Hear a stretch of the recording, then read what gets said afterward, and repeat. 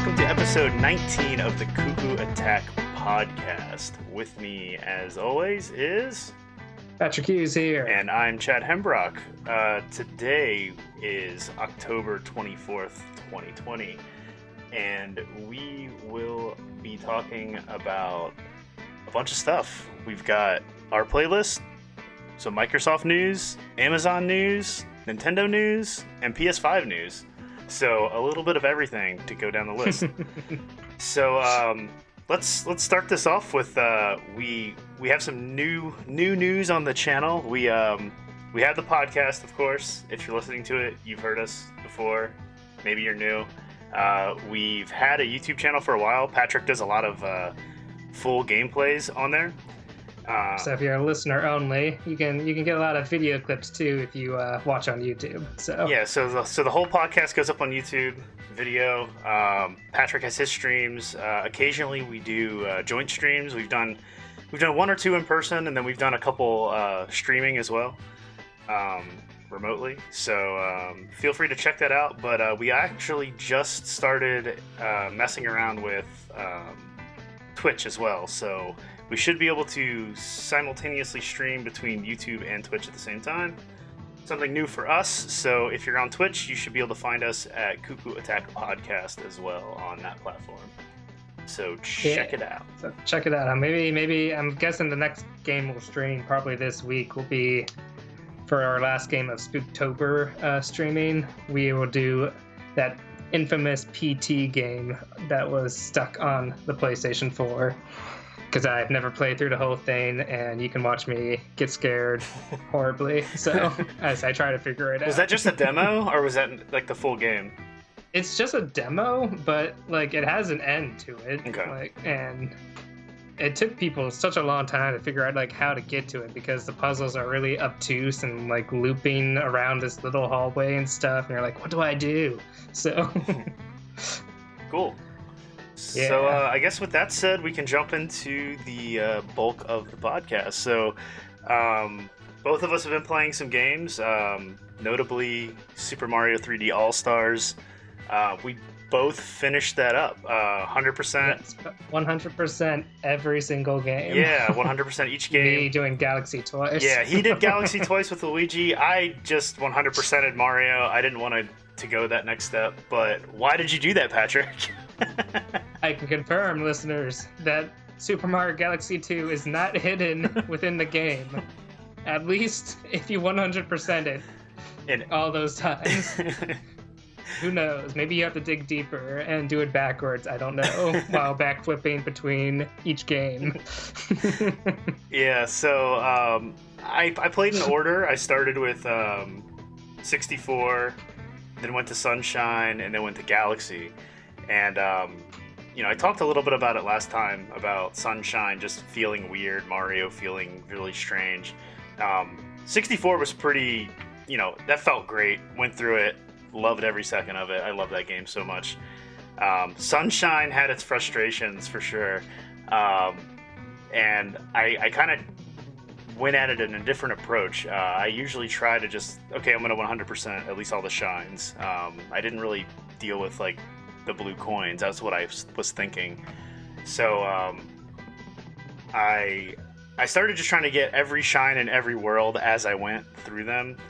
But then I never realized this, but you have to get to level 7 of each world in order to unlock the ending because of the Shadow Mario battles.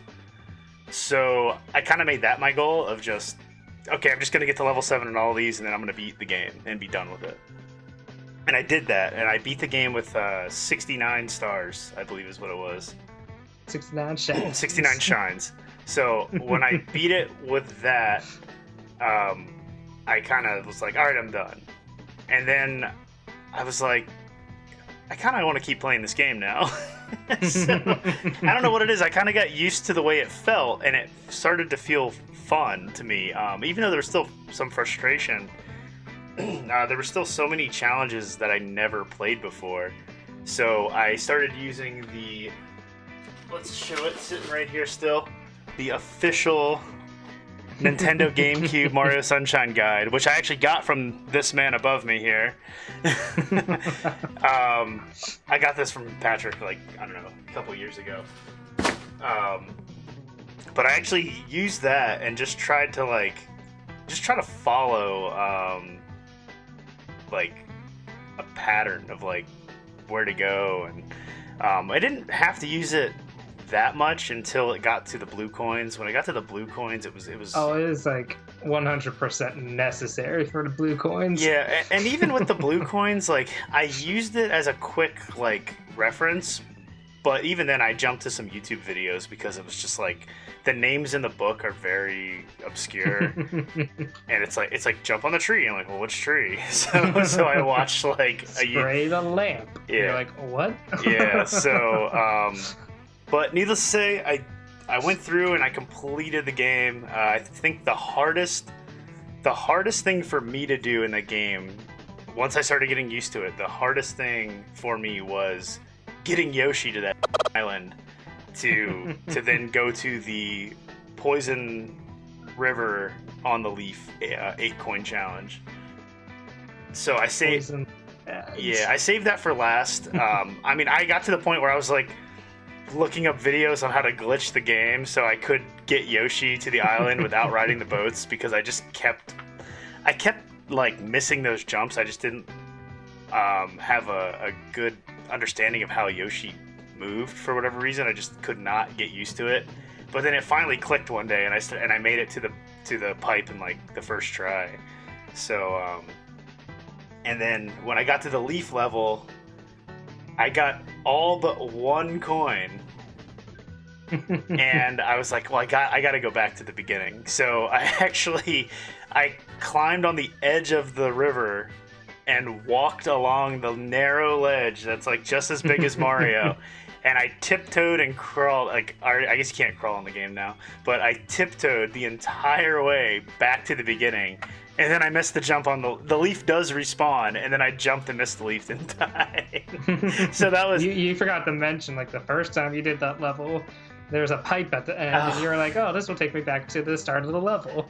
Yeah, that was also annoying. The first time I did it, I got 6 coins my first try, and I was like, oh, I only missed 2. Cool, I'll go back to the beginning and do it. And I just wasn't thinking that if I went in the pipe, it would take me back out. So yeah, after that entire struggle of getting to that level, I basically kicked myself out of it on purpose and had to start all over again with Yoshi. So I almost gave up at 119 shines because I was just like, this is ridiculous. But it finally clicked, and I got it. I beat it, and it felt good. It felt good to beat the game again, or to like 100% that game, because it's something I've never done.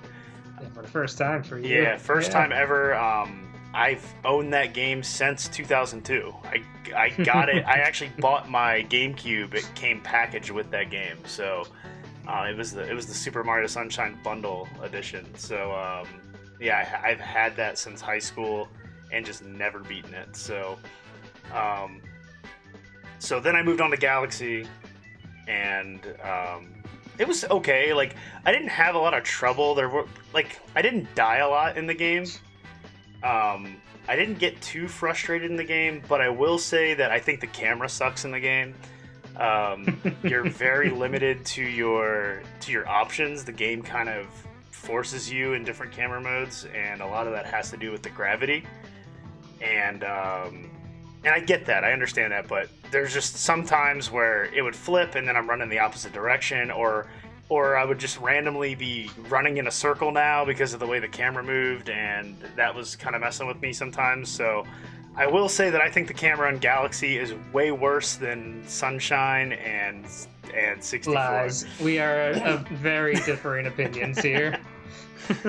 But no, I definitely think that. Because playing Galaxy right next to those two, I feel the exact opposite. Like, that game is far superior in every regard, especially the camera.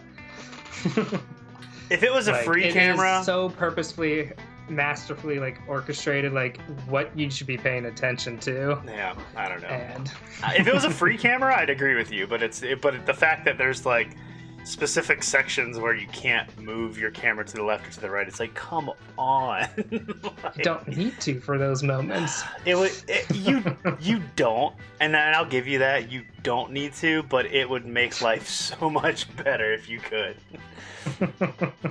But I did have fun with the game. I 100% of that game. I actually did it in order, so I completed each level as it would allow me to, by getting every single star that I could throughout, each galaxy or dome, and then I beat Bowser, and then I got all the purple coin challenges the same way. I just did the orders that it allowed me to do. So yeah, that was fun. The purple challenges weren't too bad. The one I struggled on the most was the battlefield in the garden, which was like the second to last. The Dreadnought Galaxy. Yeah, that's what it was. I forgot the name. And of it. that was also my hardest one. It's just very tricky. Probably died, I'd say, at least 10 times trying to do it, and a lot of it was like, I'd miss a coin, and it was like, oh, might as well just, just die now. But the good thing is that they give you 2 1-ups on the first level. So you get a 1-up right at the beginning, and then you get a 1-up, I believe, they like right at the end. expect you to die. So Mr. Mario. So I remember, like, I would miss a coin, but then, like, the first few times I played it, I was like, all right, I missed a coin. Let me just see what the rest are, so I can just kind of learn the pattern. And really, the only thing that was giving me trouble was near the end was jumping the lasers to then land on the thing and float to safety. I died on that like 2 times, and the first time I died on it, I had all the coins, and I had like 92 coins at that spot, and the last ones are right there. And that's where I died. So that was a little annoying. But yeah, I finally got it, and it said 99, and I went into the star, and I thought that there wasn't another one, but then they set you up with the last one. Yep, the last coin just in your view. You're like, yes. Yeah, because I was like, no, I missed one. How did I miss one? I was like, I'm on rails. How did I miss one? I guess I did have trouble with the getting the ones on top of the thwomp too, and then getting back onto the thing, because I mean, the first 2 or 3 times I just kept missing that timing, but then like I finally got into a rhythm where I'd like jump and then like do a long jump through and then crouch and immediately do a backflip on top of it. So and then I would just like long jump off onto the other thing. I would like do a backflip, wall kick off the thwomp, spin, and then like somehow trick myself back on top of it. Yeah, I did a lot of that in the Honeycomb Galaxy, or not the reversed one where you have to race through the like you have like 3 minutes to collect all the purple coins, and as you're climbing up that thing to get to where that mole was that you fought. I was doing a lot of that where, you had to like wall kick, like long jump wall kick, and then spin to get onto like the higher sections of the tree as you're climbing up it. And those blocks are like just high enough for you to have to like grab the edge and waste a couple seconds to get up there. But that wasn't too bad. I actually enjoyed some of the exploratory ones. The lava one was the last one I did, and that was it wasn't too bad. I think I died once on it, and that was just poor management of my health. Touched the lava by accident, so. But yeah, the collection was awesome. Like, I haven't really touched my Switch until getting that game, and my overall playtime was 70 plus hours based on my Switch statistics. So I say $60 well spent, in my opinion. I enjoyed every minute of all of those games. There's a lot to love in that package. Yeah. So is there anything you want to say about it now? Anything else? I mean, I enjoyed it, the whole experience. It definitely got me on a Mario kick, which I'll talk more on my individual games because I'm still playing Mario in some form. But yeah, I love Mario Galaxy. It's so good. That's I just love that game so much. So I personally have not played Mario Galaxy 2. I've played just like a handful of it. I've played maybe 15 stars, if that. Oh man. So I really hope they like release that individually or in some form like after March. I don't know what their plan is, but I hope they do it. Yeah, it'd be cool. I mean, I'm tempted to play it. I mean, I have it on the Wii. I just never, for whatever reason, I just never got into it. And maybe I should just do it now since I'm already on that kick. Yeah. But I think my next game's gonna be Luigi's Mansion 3, which I have set up right here. That's a good one. It's already on my Switch. It's a game that I haven't really touched in over a year, and it's Halloween, so it's a good time to get into that type of game. So I think that'll probably be my next game. But so I guess the other game that we've both been playing is again a Mario game, and that would be I mean, it just came out in October. So. Yeah, so that was Mario 35, which is the Super Mario Brothers Battle Royale game. So pairs you up against 35 people, kind of like Tetris 99. Except less. Yeah, just less and a little more fair, honestly. Like I don't feel like you have to be a really good player, like a top tier player to win, which is nice. You really can just kind of take your time, and as long as you rack up, almost just like playing Mario, but with like a bunch of enemies, a little more chaos with the enemies. But at the same time, it's not that chaotic because you could kill them just as you would like any other enemy with fire power or star power. Yeah. And then the roulette wheel really helps with that too, because I've noticed a lot of the times if you're in a situation with a lot of enemies, you almost always get a POW block. Oh yeah. Or you'll get a superstar. So you and there's always superstars in the levels. So if you've played Mario enough, you'll always know which brick has a superstar in it. So that's kind of what my strategy is. I always kind of use the warps and go through to levels that I really know well, and I do feel like knowing the levels definitely gives you an edge in it. Because you don't learn the levels. Yeah, learn where the secrets are. Because you definitely don't want to go to I'd say the worst level to be in that game is what is it? 2-2. It's the one with the platforms. Oh. Isn't that 2-3? 1-3? 1-3. Maybe it's 1-3. Yeah, the one right before the castle with the tall mushrooms and the moving platforms. That's probably the worst one to get, just because you kind of have to go slow, so you kill a lot of time there. Yeah. And then some of the jumps are tough too, because you've got the Koopa Troopas on the edge, and the paratroopers it's a pain sometimes. You have to take your time. Because, you have to take your time in order to not die, but at the same time, you're like, I want to go fast so I can get more time. Because, really, that's the one thing I've noticed about this game, is it feels more like just a battle of endurance. Pretty much. Whoever can live the longest and get the most time to keep living, and then eventually someone will make a mistake and die, and you win. Yeah, so. The first time I got second place in it, when I was in the battle for second place, my hands started shaking because I was like, I gotta win this, and I wasn't feeling too hot either. But whatever reason, I was just sitting there playing, and I was like, oh man, I'm gonna win, and I started getting nervous, and then I lost. And I was like, no, but it was fun. It was a lot of fun playing that. I did end up getting first place finally, and since then I haven't really played too much. But the game is a lot of fun. I enjoy Tetris 99 more, just because Tetris is, I don't know, I've always enjoyed Tetris. I just find it relaxing. It's just, a quick puzzle game, even though it is chaotic with the garbage dumps and stuff, but I really enjoy Tetris. It's the perfect puzzle game, so. And I kind of like Tetris 99 more also in the aspect that it feels more of a challenge to strive for.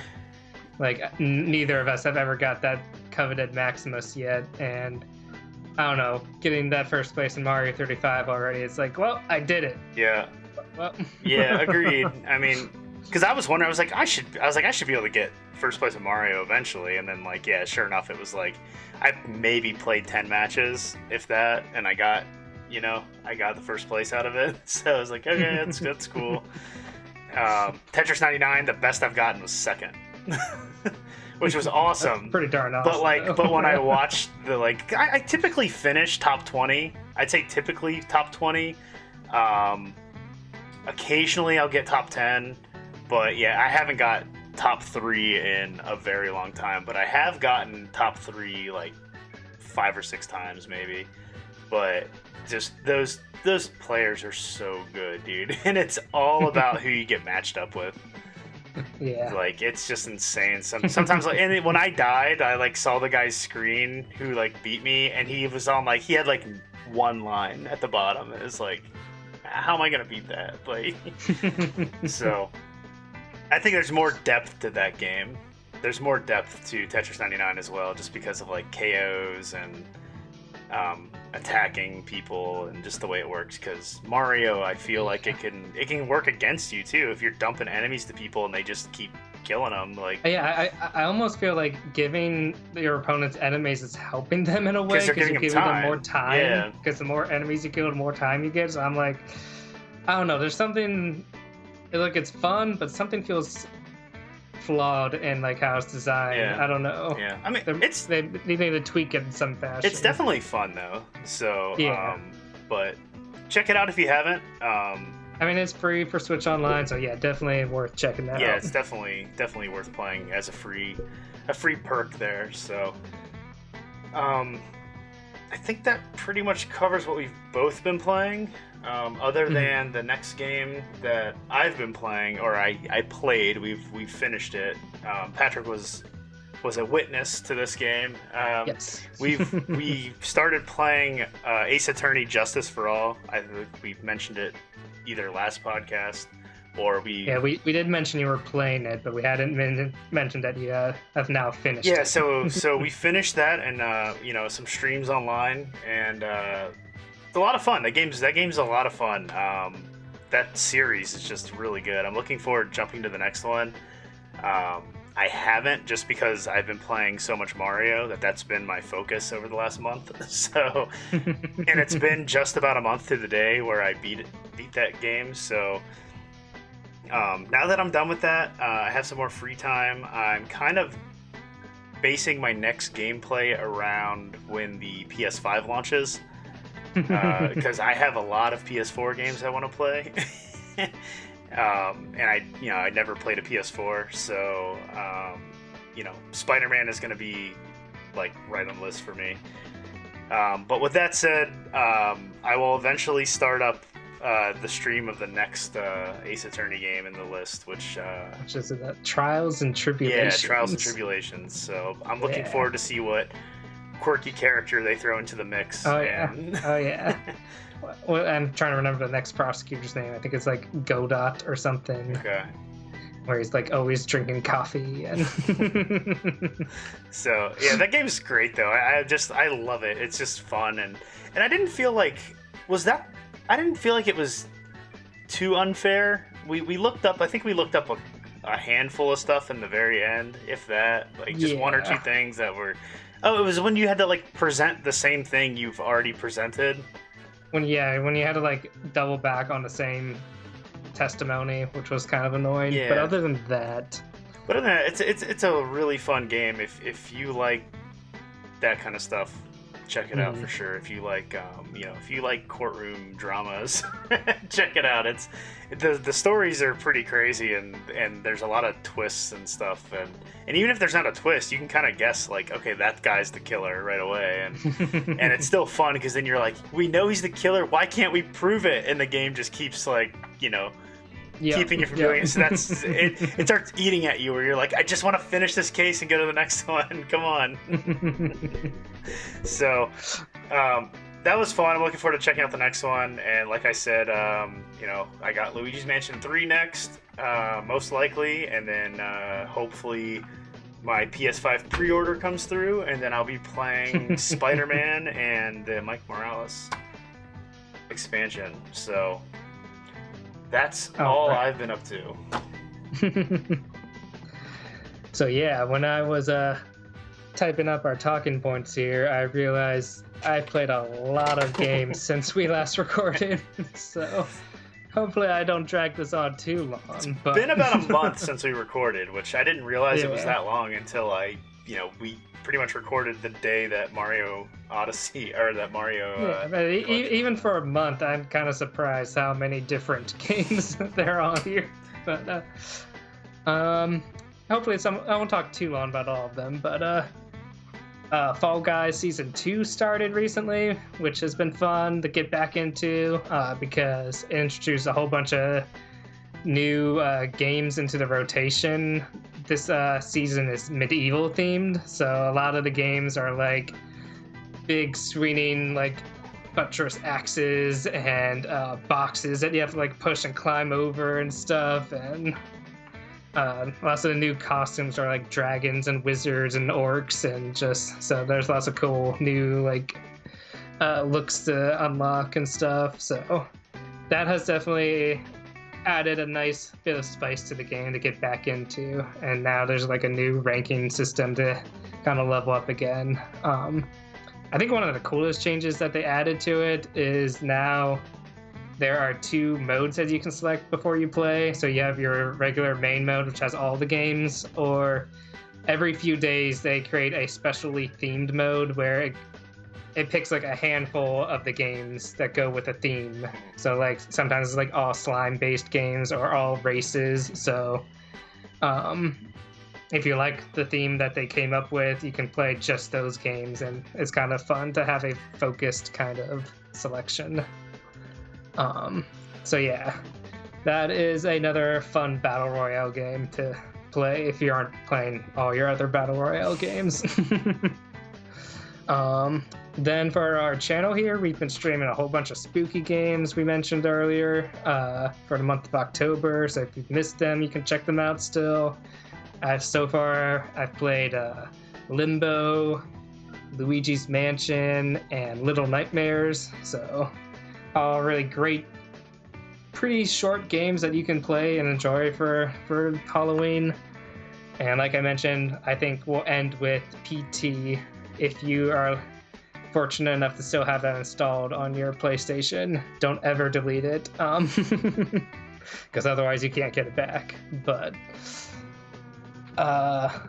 next, me and my brother have been playing one of the free Super Nintendo games on Switch Online, Mario Picross, which is Japanese only like version, but still you can play it. And you really don't need English because it's just kind of like Sudoku meets I don't know, like Etch-a-Sketch? Etch-a-Sketch, yeah. I don't know, I've never played it, I've just seen the pictures of it. Well, the Sudoku part is like on the sides, they give you numbers of how many blocks should be like chipped away in that row or column.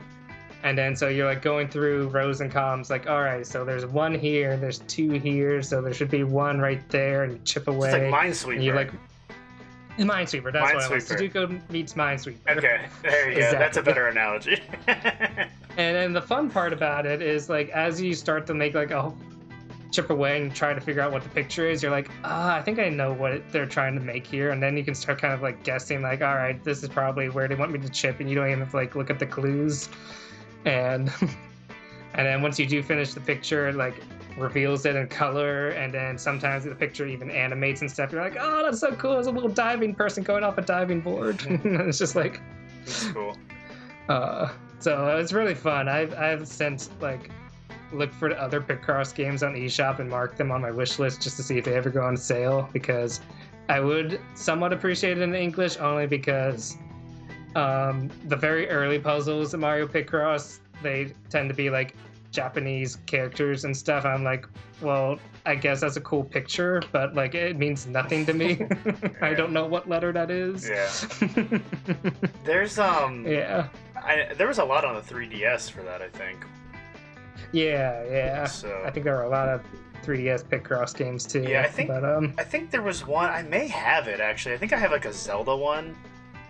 That was Oh that was yeah, like I think Club Nintendo had like a Twilight Princess Picross. I feel like I got that because it was like platinum points or something like that. Yeah. Once they I think you had could this. still get it if you want. Yeah, that sounds familiar. My 3DS is right here. Actually, I should just fire that up while you're talking. Let me see. I'm gonna do it. You can talk. But yeah, I am kind of addicted to Picross now, and it's really fun to play with my brother in the sense that we just like take turns doing a puzzle, and they're usually only like maybe 5 to 10 minutes, and then we pass the controller back and forth. And even as we're like the other person's playing, I'm like, ooh, go to the third row, and they're like, okay, oh, I see what you mean. And we're like talking each other through it, so we're like solving it together. Have you you've only played it with him like in person, right? Yeah. You guys... I think there's a 2-player mode actually. Though. We just discovered like last time we played, we were like, oh. So we might try that next time. Where I think you can actually use 2 controllers to play at the same time. I was curious if you have tried playing it. Oh, I do not have that Picross game for what it's worth. Sorry. Have you tried the streaming 2-player game, like where you can play with another person on Nintendo Online? No, I forgot you could do that. Yeah, you should give that a try and see maybe see if that helps. Yeah. And at least that way you guys don't have to just wait until you're hanging out. But I don't know, it's something fun to always look forward to. Yeah, that's true. I'm already pretty much like halfway through the game, so yeah. Well, at least they do give you that online guide, so you can read it in English if you need to. Yeah, they give a nice like a tutorial video yeah. how to play. So check that out if you're interested and like confused what the heck is going on. Watch that video. And so the next game I played after I finished Mario 3D All-Stars, because I kind of put this down and then picked it back up, was Paper Mario Origami Team. I went ahead and finished that game, and I'm surprised in the fact that I enjoyed the game from start to finish. I'm not gonna lie, I had fun. I had fun watching. Like, I watched a lot of you playing that game, and as much as it pales in comparison to like Paper Mario and Thousand Year Door, like I cannot deny that it is a fun game. I think here's the weird thing. I don't know if it's like really a Paper Mario game. It really feels like a Zelda almost adventure game. Yeah. Which is weird to say. Like there's a whole Wind Waker boat section. There's like these 3 temples that are like wisdom, courage, and power, where you're collecting like relics and stuff. It's all very like puzzle focused. There's all these sorts of like dungeons throughout the game that feel like Zelda dungeons, like the fire temple and a water temple, and those were like the most fun moments to me, like going through all those sections and solving puzzles and stuff. The combat is definitely the worst part of the game. Yeah. Not that it isn't interesting at first, but it definitely gets repetitive to the point where you're like avoiding battles, and it's also very easy to cheese if you don't care about it. Like you're just like throw 500 coins because you have 10,000, and like Toad, solve this for me. All right, thank you, that's enough. I got 300 coins back from that battle. Okay. Yeah. Like what's the point? Yeah, that's what I saw from you playing it as well. Yeah. So, and then I'm kind of glad I didn't pick it up because of the battling. Personally, I think I'd get a little upset with that. The battling sucks, but I cannot deny that the rest of the game is so polished, so charming, that I enjoyed it from start to finish. And even as stupid as the like overall story is, the writing is just so charming, and like it is memorable in its own way.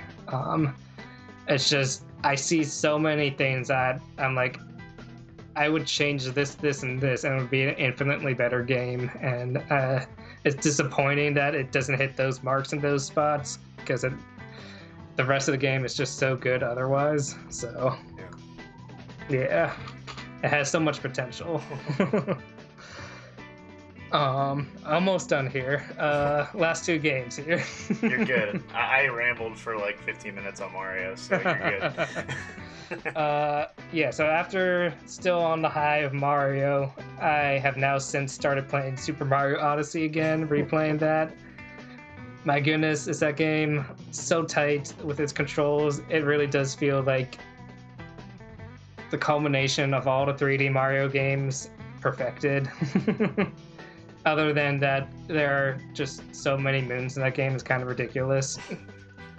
I feel like they took a note from the blue coins into Mario Sunshine. Yeah.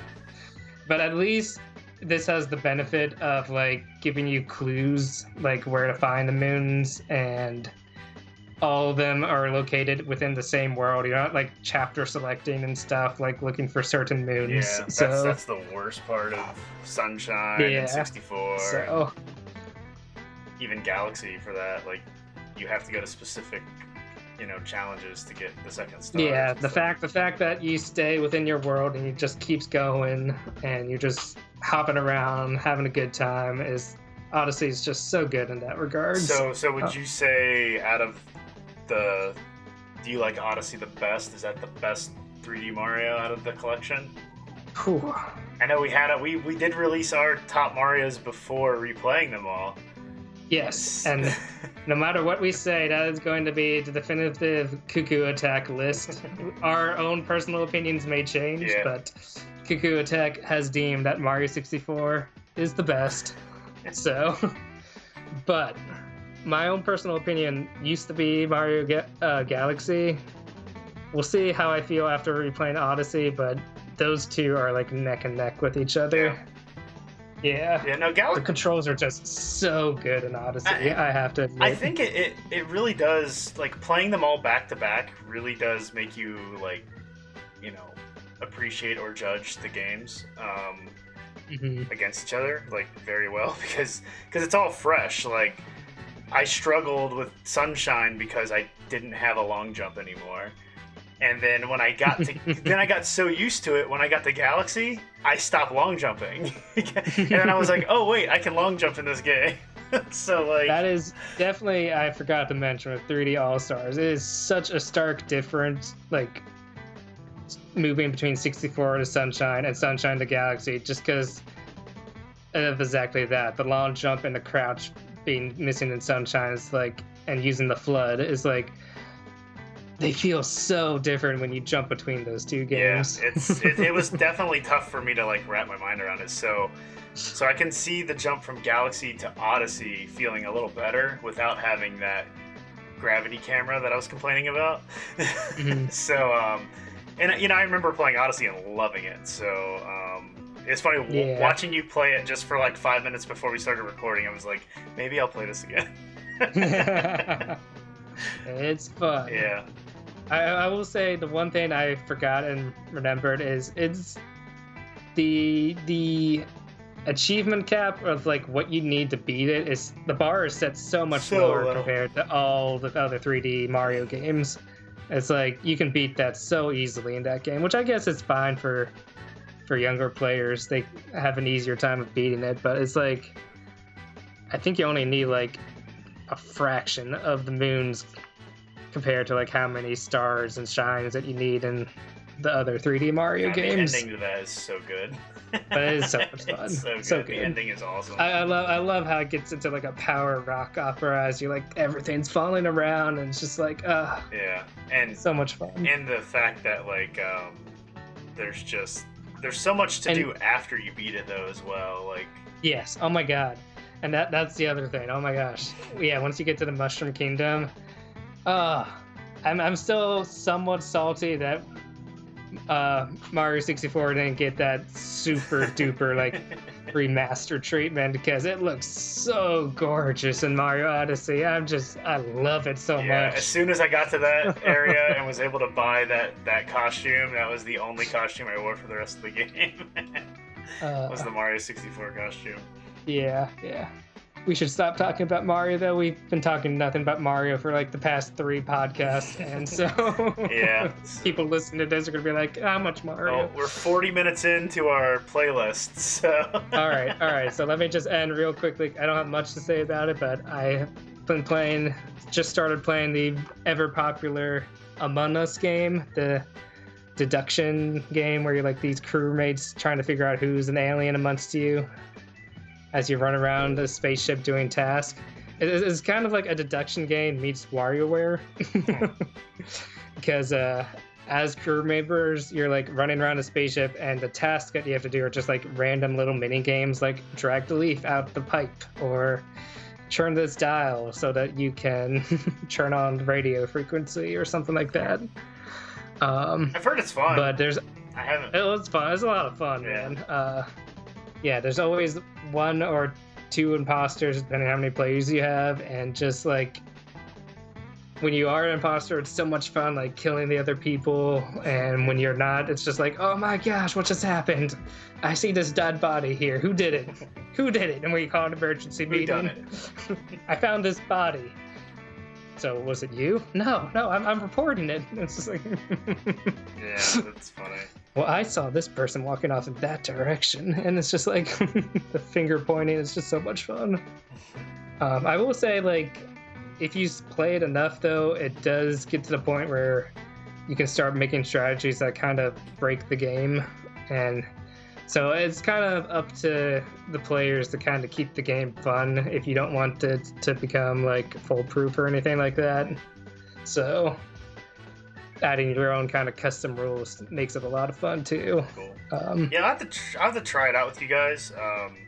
Yeah. It's just every time you've asked me to play it, I was either like last night I was watching a movie, and then last week I was upgrading my Joy-Cons. Ooh, to show. That's nice. It looks so good. SNES Joy-Con, so nice. SNES Joy-Cons with a D-pad on the left. Oh, it's so good. It's so nice.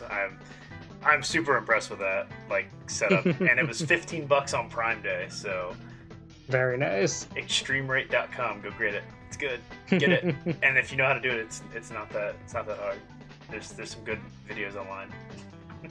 Cool. But yeah, if you're interested in joining for Among Us another night, it's $5 on Steam, or you can play for free on mobile devices. It just has ads after you finish the match, so definitely worth checking out. It's a pretty cool game. Cool. I think that should do it for our playlist. Right, well, that's a 45-minute playlist, so hopefully you stuck around. So we'll go ahead and we'll take a quick break here, and then we'll jump into the news topics.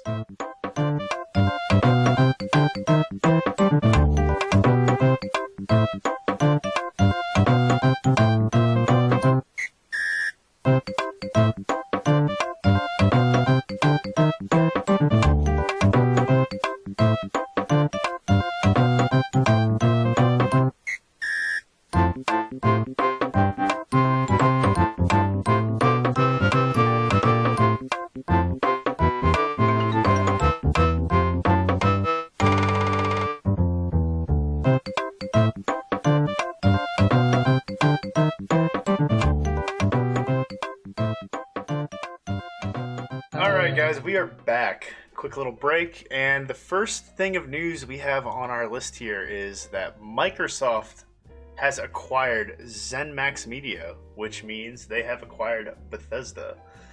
Yes. So that was kind of like out of nowhere. Yeah, the crazy thing, they made that announcement the exact day before the Xbox Series pre-orders went, so... Was it before the pre-orders, or was it before it was announced? Or like when they showed it, the Xbox. I'm pretty sure it was one day before the pre-orders. I can double check though. Yeah, I don't remember for sure, but that's pretty big. I mean, like, I personally am not into a lot of Bethesda games. I mean, they have some very big titles. That, they definitely have some big names. That includes Elder Scrolls, Fallout, Doom, just to name those three. Yeah. Not to mention Wolfenstein, Dishonored, Prey, The Evil Within. There's that new IP called Starfield that they're working on. So yeah, it's. I think it's great for them. I mean, you know, you think about that. Like everyone always says, Xbox doesn't have exclusives. It's like, well, now they have all of those games that are huge sellers across, you know, all platforms. So it really sees like are we going to get those games on other consoles now? I would personally think no.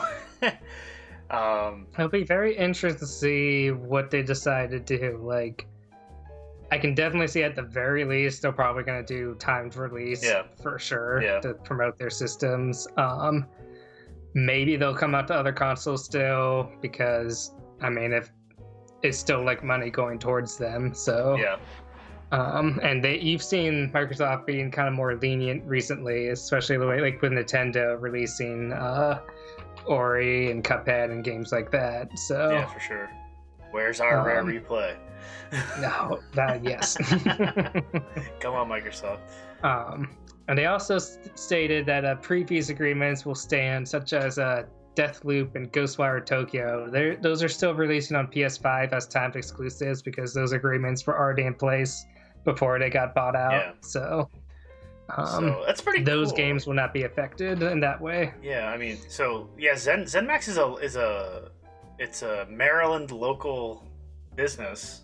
So actually, I think there's a guy I play hockey with that actually works for ZeniMax Media, which is pretty interesting. I don't know what he does there, but I saw this guy's profile on our Facebook group, and I saw that he worked at ZeniMax. I thought that's pretty interesting, and I need to talk to him to find out if they need some system administrator. Yeah. Anyway. Yeah, as you said, like, personally, between the two of us, we could care less about these games. They're not kind of like, they never gelled with us. Yeah, and that's why I would never be able to work for that company. Yeah. As much as I was like, that's our only local like video game company, really, and it's a big one. But it'd be like, I could see that going bad, like in an interview, like, so what games do you like from our companies? None of them. Get out. But yeah, like, I don't know, like, it's funny because Doom was always like huge for me. Like, that was a game I always loved as a kid. I think it was just because like of what it was and when it came out and when I played it. You know, it was the first of its genre, essentially, Doom Wolfenstein. So when they did these new, you know, remastered versions or like completely, you know, rebuilt games, I was excited for them, but I just can't get into them. Like, I have Doom, like the first Doom that came out that they redid, and it's cool, but like, it just doesn't keep me in the game. I don't know why. I don't know. There's something about it. It feels kind of stagnated at this point in the industry that it doesn't really pull me in the same way as. Yeah, I feel like when it was on PC and you're playing in that like 8-bit graphics and stuff, it was like, this is like, in that time it was just like, this is amazing. Yeah, at the time, like, it definitely kind of was like, whoa, what is this? And just like playing with your headphones on and hearing that breathing as you're playing, you're like, what are you like looking behind your shoulder, like? And like, now playing the new ones, to me, like, it's more just about like the gore, like the gore aspect and chaos. Like when I play it, because like, I mean, yeah, Doom has always had like, you know, it's been like chaotic in a sense, but it was never like overly done. At least when I've played, like, cause I played 1, 2, and I played 3, and even in 3, at least up to where I played, I didn't feel like it was too bad as far as like the pacing of it, but like, or like the enemies and stuff like that. I just couldn't, like, I went through like the first 2 or 3 sections of that game and I was just like, nah, I'm done. Or I'll save and I'll be like, oh, I will go back and play it, and then I never do because it just didn't pull me back in.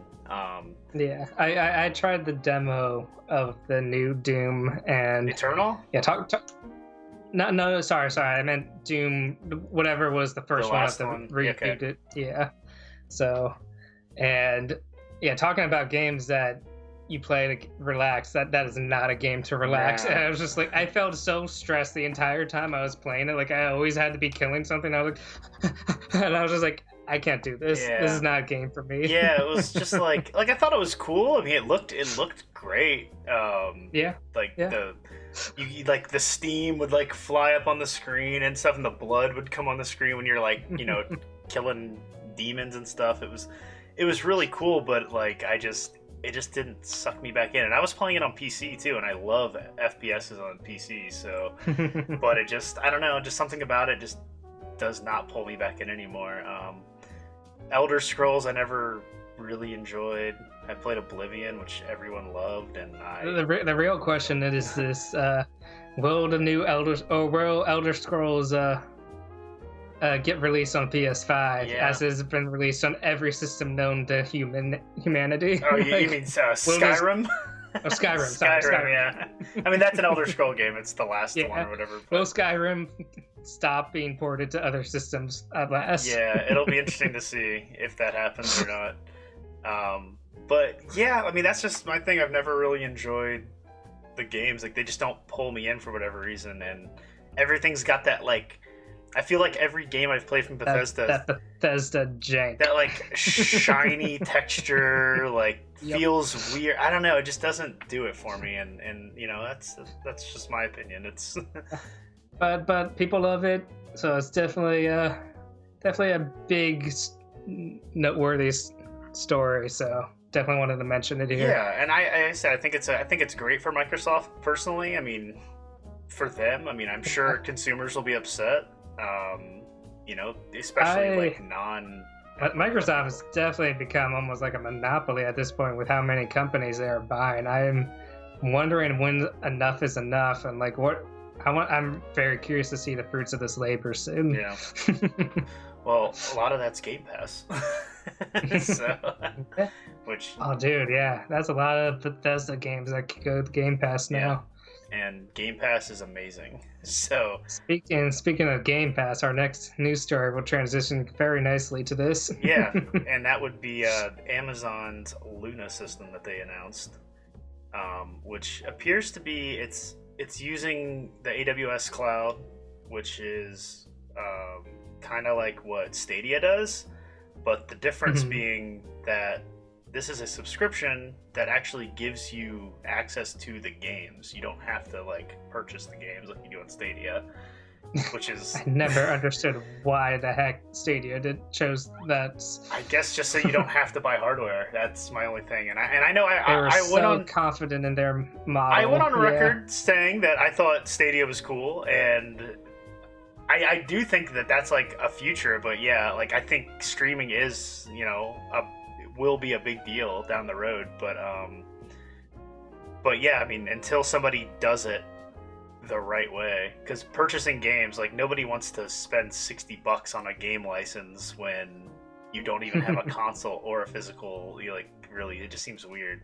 It seems really weird. You're not even. I think it's ahead of its time in that sense that I don't think public perception is ready for paying that much for digital ownership of something that you don't even have a control of how to play it. Yeah, for sure. So, but yeah, I mean, Amazon's doing this. I mean, this depending on how this works, it will be the like official Netflix of gaming.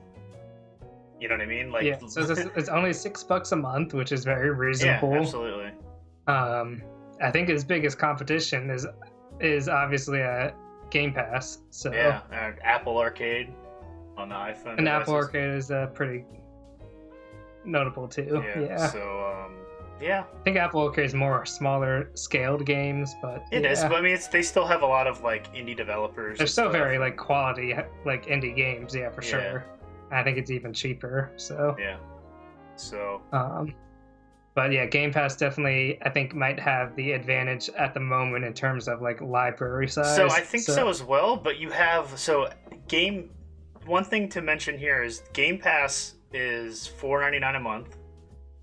I think is what on PC at least, and then you can get, and that means you have to download the game. So like you can download it, and as long as you have an active license for Game Pass, you can play.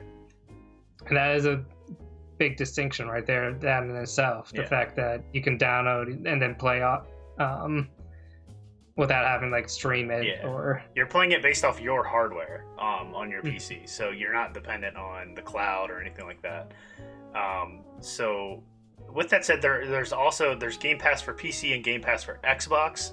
So I don't know if they'll eventually merge those two together. I really hope they do, because Microsoft also added EA Play to Game Pass, which I want to play my hockey games on my PC. So I'm hoping that happens in some form. Yeah, I don't know if they've specified or clarified how that will work. I think yet. they have. I don't think it's on there, but Okay. regardless, like I hope at one point that will bring it over here, because it just becomes a unified system. But with that said as well, is that I believe with Xbox Game Pass Ultimate, that gives you both. And that's still on your Xbox, you're still downloading those games out of that library and playing it on your hardware you own. And then there's xCloud. And xCloud is their streaming service. I don't remember what that costs though, because I personally haven't looked into it, because I have a PC that can play any game that I want to play on it. So it's never been a thing. So that would be its. There are so many services to keep track of. That would be its biggest competition. That would be its biggest competition, I guess. So it looks like it says, okay, so here it comes with part of the Xbox Game Pass Ultimate at the moment, which is $15 a month. So for $10 more or $9 more than what this Amazon service costs, you have the streaming service, which you can stream to your iPhone, or I think actually it's only Android right now. I think they're still working on getting. Yeah, because it's Microsoft. I think it's only Android. Well, I think they actually at the moment. I think they actually are about to release an iOS capable either app or browser-based location, and that's something that Amazon's doing as well. Is that they're doing it through HTML5, so it can run right on your phone natively. So they don't. And that was an interesting part about the Amazon Luna story, is that they are circumventing those Apple iOS Store fees by doing it through an Apple browser instead. Yeah, which is smart. I mean, you can't. If Apple starts blocking the web. Fortnite Epic, take notes. Yeah. If Apple ends up blocking their website or something, then that's gonna bring up some issues legally. So, I don't know. I mean, I'm all for this type of stuff, because I think this, regardless of how much I love physical games and owning something, it's inevitable that this is going to be the way things go. Companies have a bigger audience they can reach through streaming. They have less fees as far as distribution fees, everything else. It's easier. It's they don't have to worry about just any manufacturing errors, anything like that. It's just, I feel like it's definitely the future. So it will be interesting to see how Luna and xCloud work, and see if that changes Google's approach with Stadia, because paying for games to play remote is kind of ridiculous. but a streaming monthly service is great. I think it's the way to do it if you're gonna do it. So I will cling to physical edition as long as I can. Me too. Me too. So but I get it. Yeah, so I get it. So other than that, we've had some more Nintendo news come out this week, and the first thing that came out, or not this week, within the last month, we had Hyrule Warriors Age of Calamity gameplay and some trailers that came from there was first the Tokyo Game Show, and then since then they've been kind of dropping these little story trailers. I think they've done 3 at this point. And it looks really cool because of how much it looks like Breath of the Wild. Yeah, dude, how 1-to-1 it is to Breath of the Wild is kind of amazing what they've achieved. Yeah. That part looks awesome. But I'm still I don't know. Because I did go... Yeah.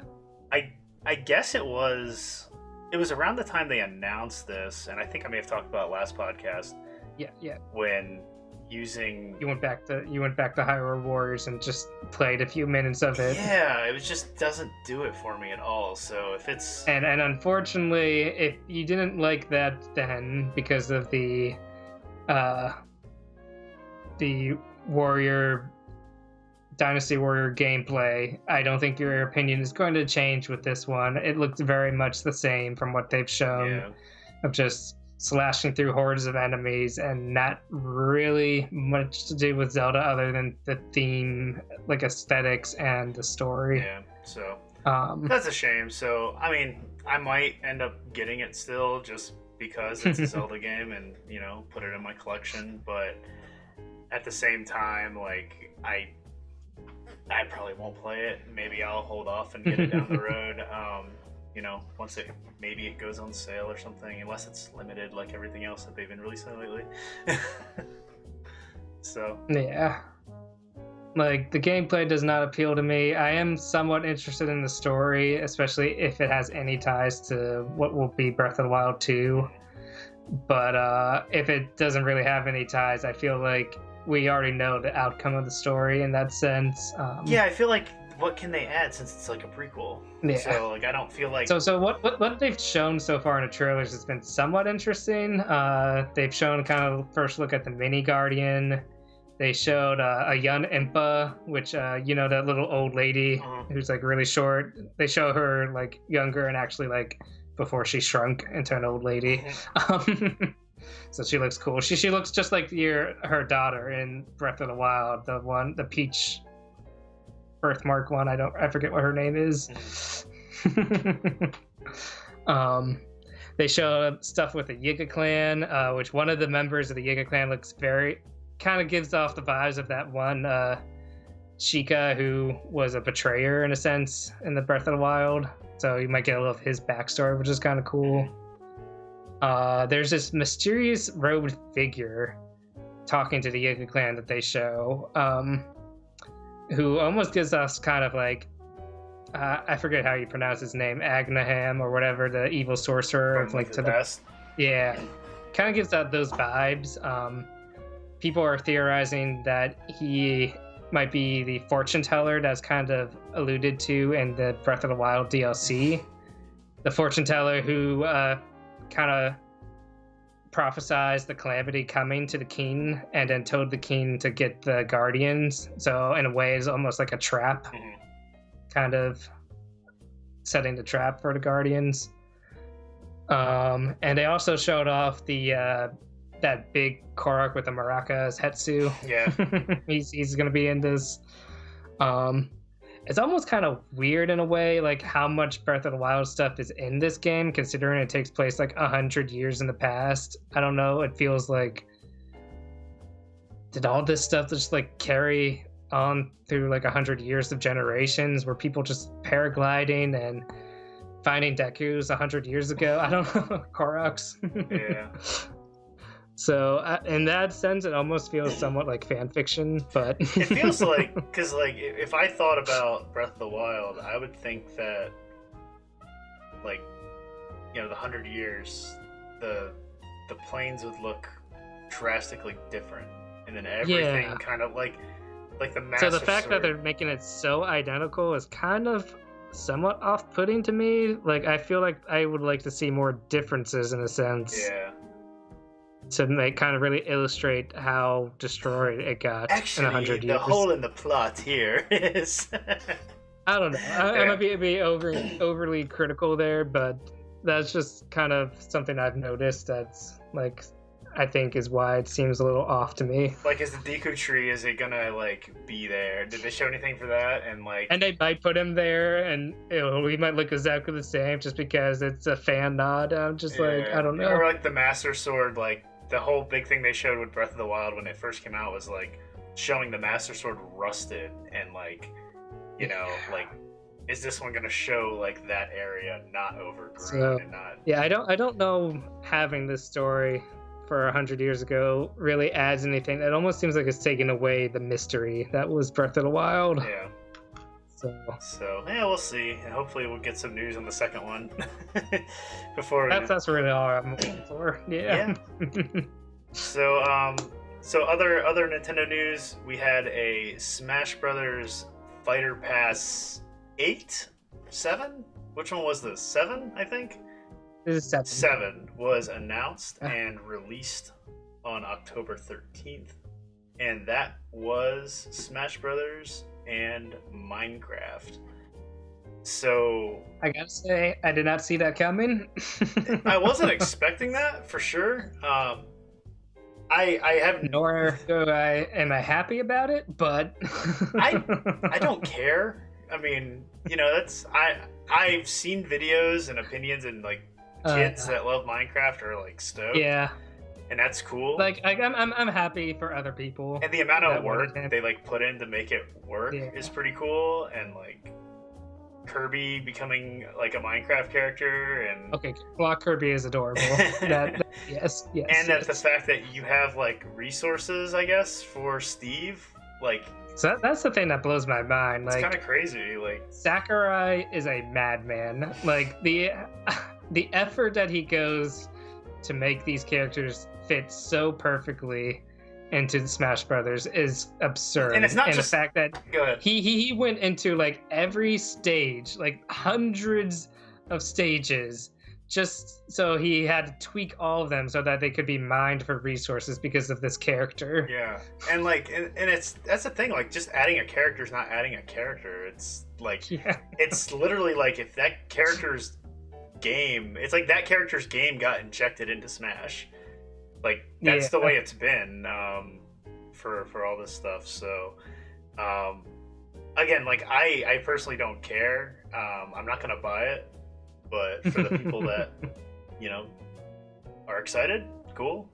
I mean, it doesn't affect me either way. It's definitely interesting. I still like the fact that it's Nintendo and Microsoft partnership. So it is showing that Microsoft. Yeah. So the only reason I'm like somewhat disappointed is because personally, I would have much preferred someone like Master Chief from Halo in Smash Brothers. I just think it would be more Microsoft and more interesting, like the stage, the battle moves and stuff. Mm-hmm. The music would be so good. Yeah, Halo's music's pretty awesome. So seeing Minecraft take that kind of place, not to say that Master Chief's still gonna get in, but it seems less likely in that sense now. Yeah, I wouldn't expect it personally, just because of because now with Banjo and Minecraft, it seems like they have quite enough representation in Smash Brothers. So that's the only disappointing on my end, and obviously I'm not going to play this character because I'm not a Minecraft player, and how injected this fighting style is into his character is like the antithesis of like what I would want to play as a character in Smash. I do not want to be mining resources so that I can attack, and just like it's nothing I want to do. Yeah, for sure. But yeah, it is. I gotta give him credit. It is the most unique character I've seen yet added to Smash Brothers. The fact that is a character that you have to mine for resources and like power up your moves, and the fact that every stage has different types of resources based off what it's made of, and like it is so different, and I will give it credit for that. Yeah. So the one thing I know you're excited about, and I would have been excited about if I was still collecting them, the new Amiibos that are coming out, and yes. that Banjo Amiibo looks amazing. Oh my gosh! As soon as the pre-orders go up, I'm getting that. Yeah. Banjo-Kazooie Amiibo. It looks really cool. The piece de resistance that is on the Amiibo is the fact that he's like stepping on that little golden jiggy, and it's just like so nice looking. Yeah, it's pretty cool. As soon as I saw that, I was like, ooh. I was like, I don't even collect these anymore, and that looks pretty sweet. So I was like looking at my Amiibo stand, like, where am I gonna put you? I'm like, all right, I think Duck Hunt, you're gonna have to come off so Banjo could go there, and we'll find a different spot for you. Yeah. And I forgot to put one note on here for Smash Brothers. They also showed some Mii costumes, which were pretty interesting. The two most I think notable besides like, of course, there are Minecraft costumes. One was they had what's his name from No More Heroes? Travis. Travis. Yeah, yes, Touchdown. Yeah. He's going to be a Mii fighter, so that more than likely kills his shots as a main fighter. Yeah. Unless this is some kind of masterful troll being done by No More Heroes, which they are known for trolling, but I doubt it. Yeah.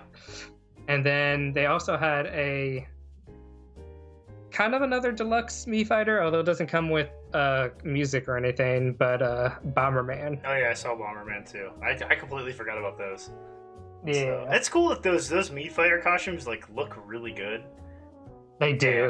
I might be tempted to pick up Bomberman for like, what is it, like 50 cents? Yeah, they're so cheap. Like I think I bought Cuphead and I think I used gold coins to get it. Because it's just like, alright, cool. Like Cuphead's sweet. like his little finger shot. Yep. Yeah. So I like the fact that some of these Mii fighters are getting like really detailed costumes. It's a fun way of adding those characters and still kind of fitting within their themes. Yeah. So cool. So that pretty much wraps up Nintendo. Unless you want to just go ahead and jump to what they just could, since we're kind of on the Nintendo topic. Yeah. So they just announced like 2 days ago that there is going to be a Fire Emblem translation finally available from the NES game Shadow Dragon and the Blade of Light. Very first game of the series. So never released outside of Japan. So the game is it's been remastered. They added, or not remastered, language translated. Add some quality of life improvements besides it looks like the big thing that I saw was like rewind, wasn't it?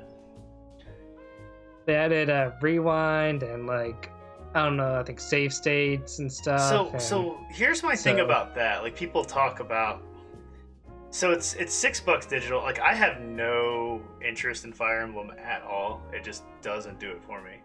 I still think this is cool because they're translating stuff that never came out here that, you know, people have known forever. It's not a fan translation, it's official. And that's really cool. And I get the argument of like, well, they translated it, so we should pay them for that translated work, whatever. And it's cheap. It's $6. That's cool.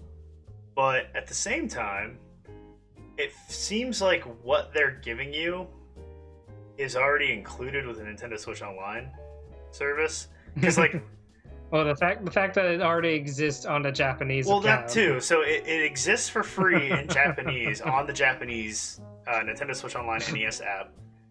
But like rewind and save states are already included within that app and service. So it's weird to me that they would do it this way, and it's like they're specifically doing it to get that extra $6 for the translation. So it's just kind of like, okay, but I feel like if they started doing more of this, they might get more people compelled to like sign up for Nintendo Switch Online.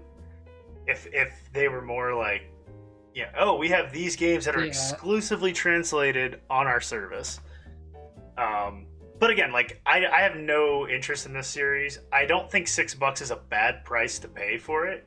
I mean, it's definitely, you know, that's a decent price for a game, and they did put some work into it. I get it, but like, I don't know. I mean, it's something that I could almost entirely see them randomly announcing, like, and all of a sudden the first Fire Emblem's coming to Switch Online for like the 1st of January or something. You're like, oh my gosh, that's so cool. And instead it's like, you can buy this game from us for $6 that we've already released in Japan. And the difference in like presentation of how you're releasing this is kind of eyebrow raising. It's not wrong. It's just like, oh, okay. It's just interesting. And like the way they announced it was pretty cool though. Like talking about like, you know, Smash Brothers Melee and using Marth and having like kids talk like, you don't know who Marth is? Who's that?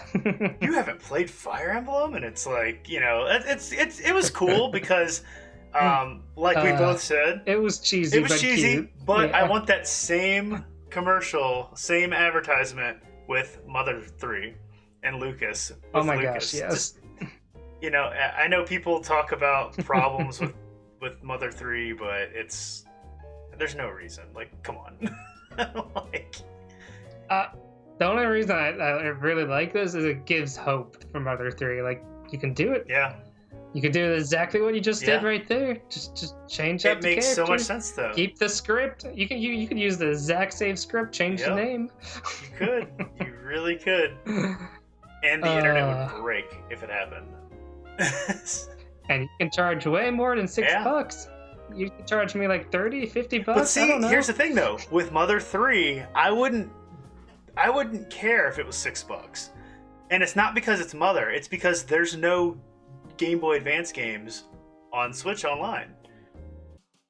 This game is an NES game that already exists for free in the Japanese eShop, in the Japanese app. So it's kind of like $6, really? Okay, whatever.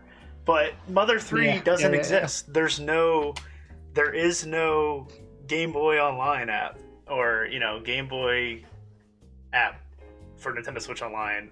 It'd be a first of many, many different principles. And it just makes me think like Earthbound Beginnings isn't there either. Is that gonna like come out? But Star Fox 2 is on the SNES app.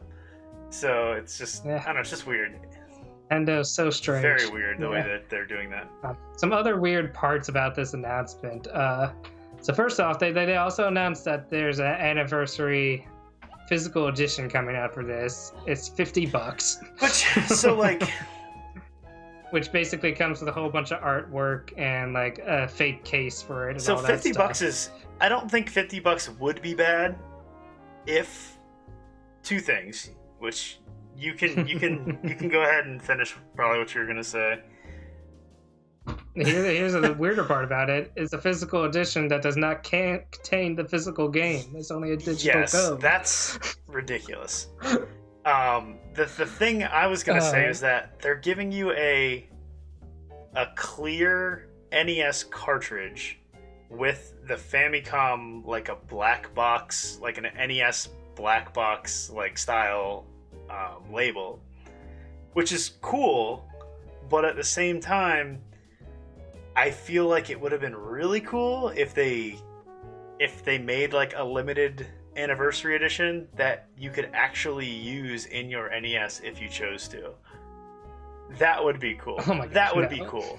For those physical NES collectors, that would be insane. People would like freak out if Nintendo released an NES game in 2020. There's no way they're gonna do that. But what will probably happen out of this? I mean, I'm sure this game's already translated. People have already been posting pictures online that I already have this for my repro, on my repro games. So people already have it on NES cartridges. But I thought that would be cool.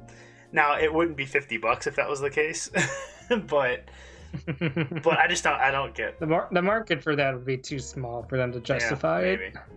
But I think that would have been cool if they actually released a official NES game in 2020. That would be cool. Even though it's a game that I don't care about, I think it'd be cool. And another odd thing about this, which is what they're also doing per the Mario 3D All-Stars and Mario 35, is they're making this also a limited release until the end of March. Something big's both the physical and digital something's version. happening in March. Something's there has happening. to be something going on, whether it be a complete overhaul of like the online service or like a new Switch. I stand by my theory. There's a new Switch model coming. They want to sell the old Switches, get people to buy these games while they can, and then all of a sudden, slam, new Switch model. Buy that I just too. don't get why, like, it's like a new Switch model comes out, why would these games go away? That's what's making me... It just drives the urgency to buy the old Switches sure. I get sooner that. for those who haven't bought I get yet. that. So, while also driving sales of these games. It's definitely strange. But hey, as long as the new Switch honors the same Switch Online because my subscription's active until 2023, I think. Because I just kept getting free codes, and I was like, okay, I'll add another year. Why not? So that's cool. I haven't had to pay for Switch Online at all. That's so, funny. well, I mean, I guess I paid for it once, and then the rest were free or gifts or something. So, but that pretty much wraps up Nintendo. That's all at the least Nintendo. as of now. Yes. It's funny because like I'm not even really like direct hungry anymore ever since getting Mario. So now that I finished it, I'm like, okay. I do want to know like what they have in store past Hyrule Warriors. Yeah. And I guess they have 3D World in February. But besides that, we have Pikmin there's still coming out at the end of this month, right? Or is that next month? That is true. That comes out, I think, next week.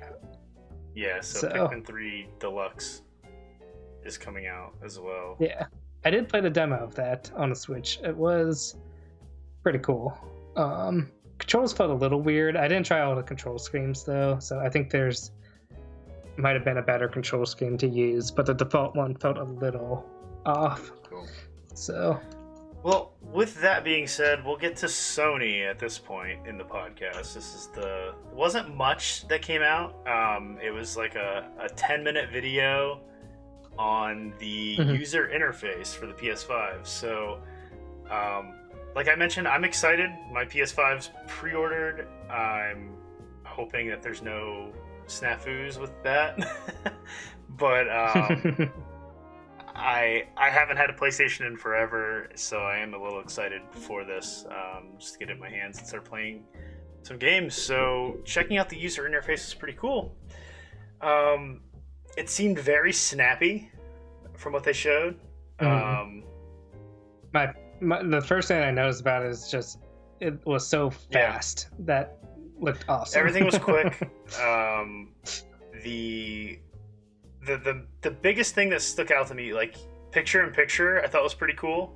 It has a picture in picture thing where you can basically like play a YouTube video or play something else in the background, like in a little window. You could share your like friend's game feed while you're playing a game and like snap it to like a side of the screen. Like your party chat now will let you share your screen through your party, and you can watch like your friend, which is funny because that's basically what me and Patrick do through Discord.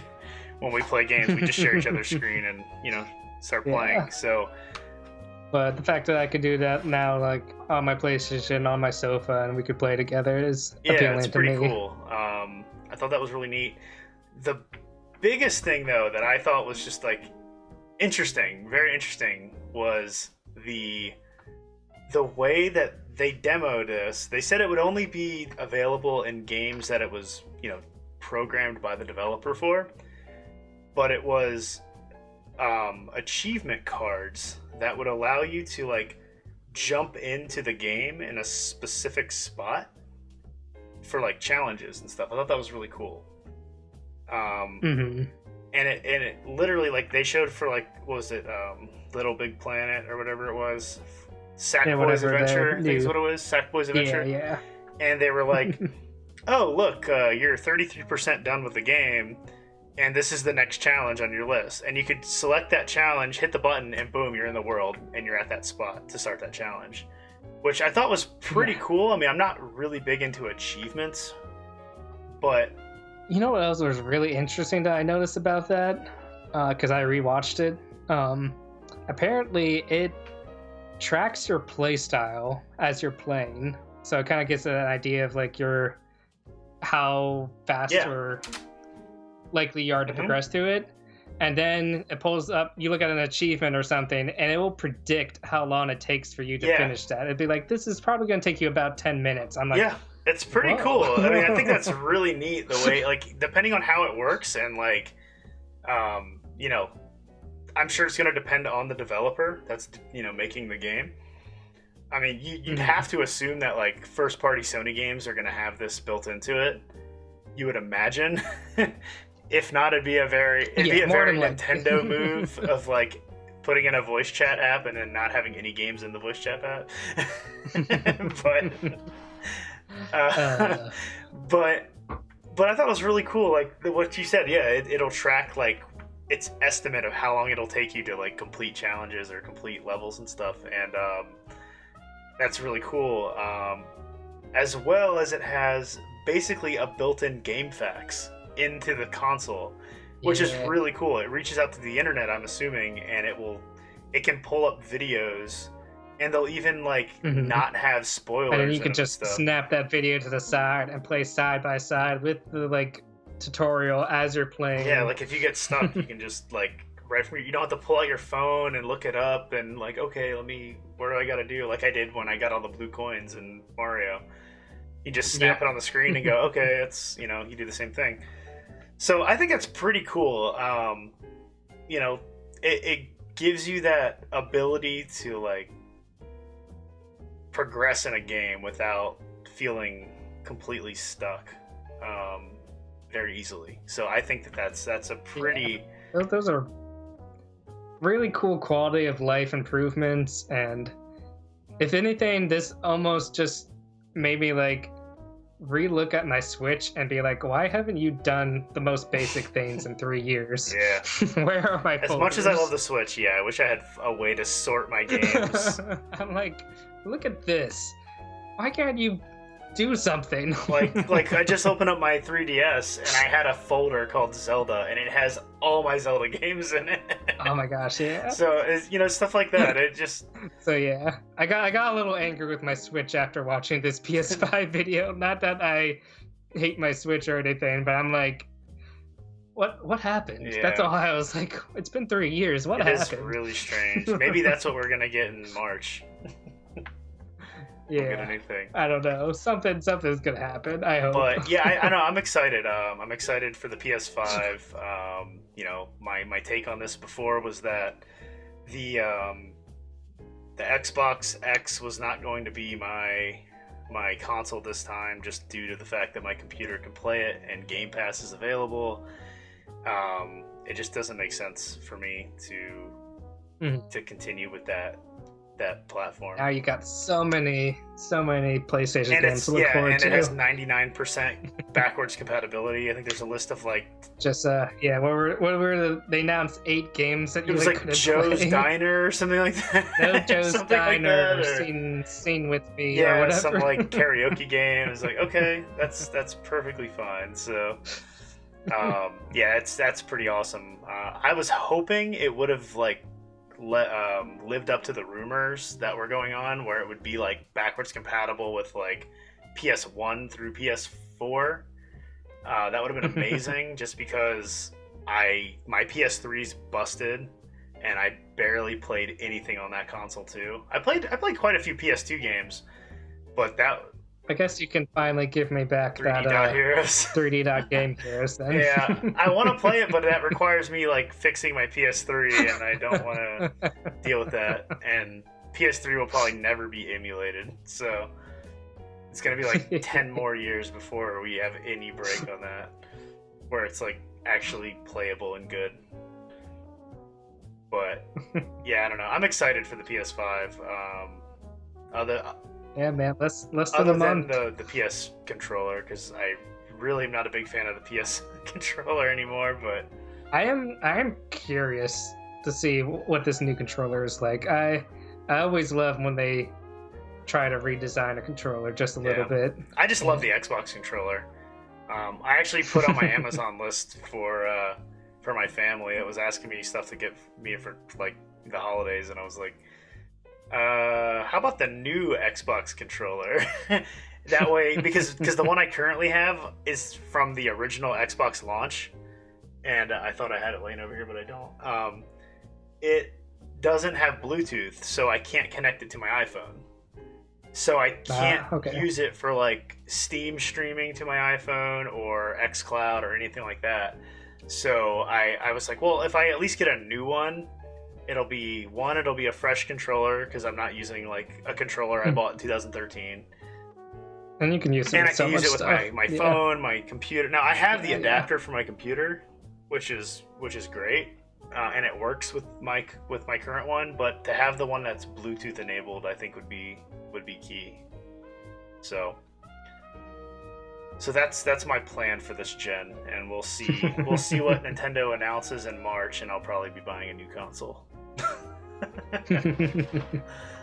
So, well, that pretty much wraps up everything we wanted to talk about tonight, unless you've got anything else. I think so. So we will we'll stream. Patrick will be streaming that last game for. Yes, PT. Hopefully Chad will join me. If not, you can just watch me get scared by myself. I might definitely have to tune in for that. I tuned in for Little Nightmares. That was cool. I never played that, and I've been interested in it. So it was definitely cool seeing you play that, because it had a lot of like inside vibes on it. So that was really cool.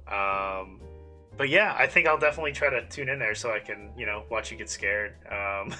We've talked about maybe streaming. What was it? Until Dawn? That you're talking about? Yeah, I don't know, unless we play a lot like during this week. Yeah. But it might be a little bit too long of the game to finish October at this point. So maybe we'll save that for another time. And we could always do the Phoenix Wright, the next Phoenix Wright game too. We could record that or stream it as well. But those those play times are always late evenings Eastern Standard Time. And sometimes drag on for like 2 to 3 hours. But they're fun. We could. It's definitely an option. Yeah. So, for some spontaneous streaming. So just keep it out. Keep an eye out for that, and check the Twitch channel if you see that.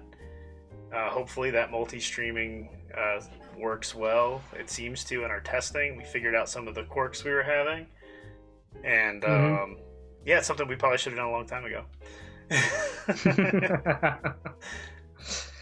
But for those 2 viewers we have right now, thank you for sticking with us, struggling for so long. 19 episodes, and the audio quality was pretty bad through the first 5. Surprisingly, that's where we have most of our views. So they probably left after. They were like, "This isn't getting any better."